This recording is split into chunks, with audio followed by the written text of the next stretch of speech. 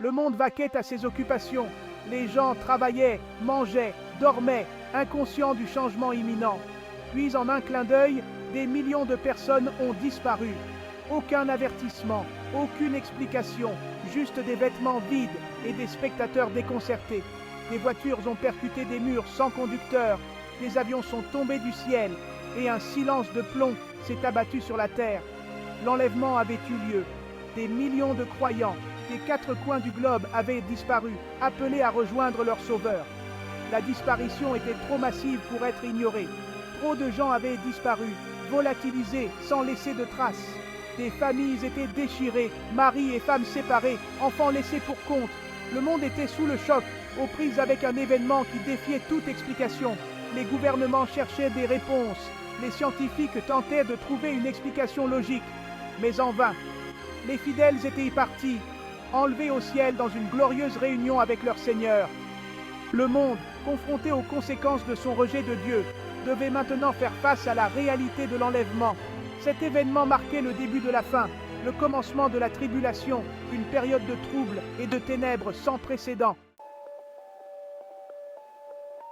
La panique s'est répandue comme une traînée de poudre, touchant chaque coin du globe sans exception.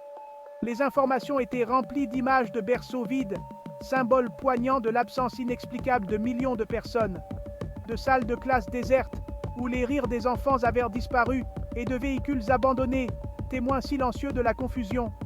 Les rues étaient bondées de gens à la recherche de leurs proches, chacun espérant retrouver un visage familier dans la foule. Le visage marqué par la peur et l'incrédulité, les gens se demandaient ce qui avait bien pu se passer. Le monde était plongé dans le chaos, chaque coin de rue devenant un théâtre de désespoir et de confusion. La disparition provoquant une panique et une confusion généralisée, personne ne sachant où se tourner pour obtenir des réponses. L'absence soudaine de millions de personnes a plongé le monde dans la tourmente, laissant des villes autrefois animées, étrangement silencieuses. L'économie mondiale a vacillé au bord de l'effondrement, les marchés financiers s'effondrant sous le poids de l'incertitude. Les services essentiels ont été interrompus, les hôpitaux et les infrastructures vitales incapables de fonctionner normalement. Les réseaux de transport se sont arrêtés, les trains et les bus restant immobiles, ajoutant à la paralysie générale. Les gouvernements ont eu du mal à maintenir l'ordre, les forces de l'ordre étant débordées par l'ampleur de la crise. Le monde était au bord de l'anarchie, les émeutes et les pillages devenant monnaie courante dans de nombreuses villes. Au milieu du chaos, une nouvelle voix s'est élevée, celle d'un chef charismatique promettant des réponses et des solutions à une population désespérée. Il a offert des explications à la disparition, l'attribuant à une conspiration mondiale ou à un phénomène environnemental mystérieux. Il a parlé de phénomènes globaux, de changements environnementaux drastiques, cherchant à donner un sens à l'inexplicable. Il a promis de rétablir l'ordre et de reconstruire le monde, captivant une population désespérée et vulnérable par son charme et son charisme, offrant un espoir fragile. Cet homme, cependant, n'était pas celui qu'il prétendait être.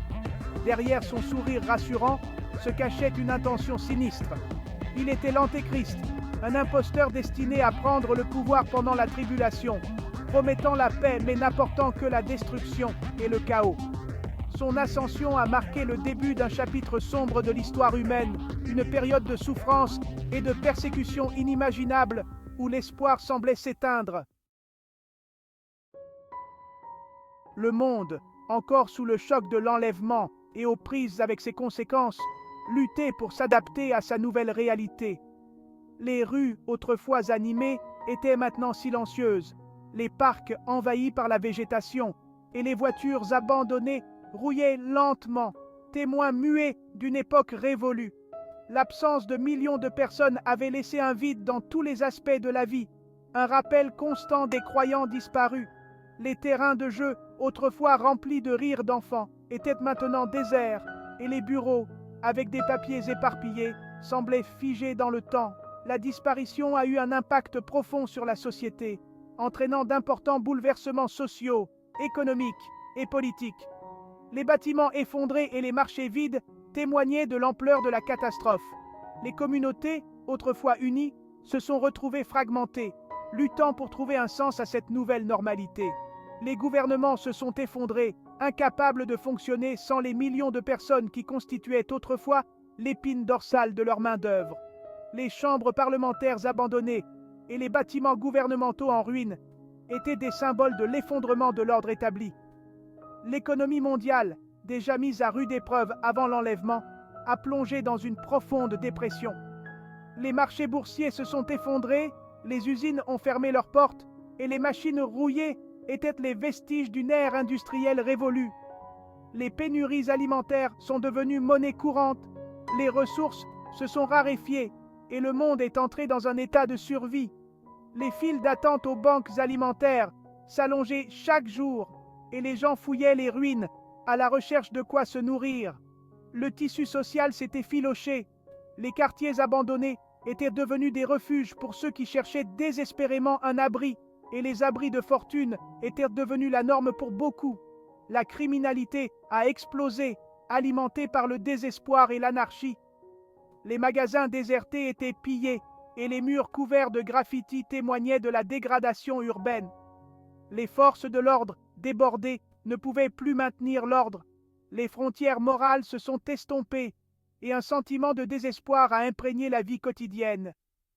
Les gens erraient sans but, les réverbères brisés ajoutant à l'atmosphère de désolation. Le monde, autrefois dynamique et plein de vie, était devenu un lieu sombre et désolé. Les places de la ville, autrefois animées, étaient maintenant vides, et les parcs envahis par la végétation étaient des souvenirs d'un passé révolu. Au milieu du chaos, l'Antéchrist a consolidé son pouvoir.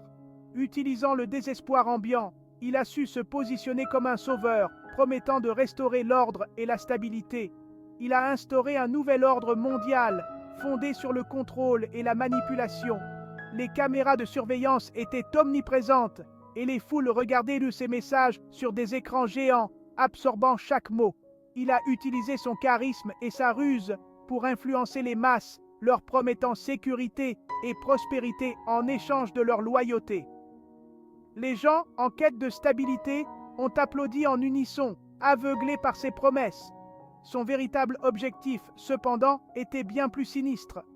Derrière son sourire charismatique se cachait une ambition démesurée et une soif de pouvoir inextinguible. Il cherchait à établir un gouvernement mondial unique, avec lui-même comme chef incontesté, et à éradiquer toute croyance au vrai Dieu. Son plan était de dominer le monde entier, en utilisant la peur et la manipulation pour atteindre ses objectifs.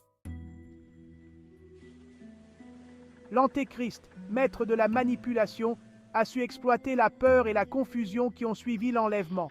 Il s'est présenté comme un unificateur, un porteur de paix et d'ordre dans un monde au bord du gouffre.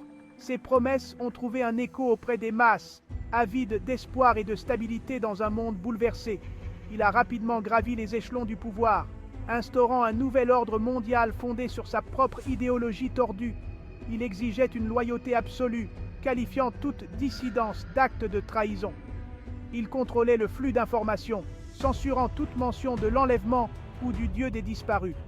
Il a mis en place un système d'identification mondiale, obligeant chacun à recevoir la marque de la bête, un symbole visible d'allégeance à son régime. Ceux qui refusaient étaient considérés comme des ennemis de l'État, passibles de persécution et de mort. Le monde, sous sa poigne de fer, se transformait rapidement en un cauchemar dystopique. L'enlèvement et ses conséquences ont déclenché une profonde crise spirituelle. Les événements soudains et inexplicables ont laissé les gens dans un état de choc et de confusion. Beaucoup, confrontés à la disparition soudaine de leurs proches et à la nature inexplicable de l'événement, ont remis leur foi en question. Les souvenirs des êtres chers disparus hantent les survivants, les laissant se demander pourquoi ils ont été laissés derrière. Certains se sont détournés de Dieu, le blâmant pour la douleur et la souffrance qui engloutissaient le monde. Leur colère et leur désespoir se sont transformés en un rejet de la foi qu'ils avaient autrefois chérie. D'autres, cependant, ont vu leur foi se renforcer. Ils ont trouvé dans cette épreuve une raison de se rapprocher de Dieu, cherchant des réponses et du réconfort dans la prière.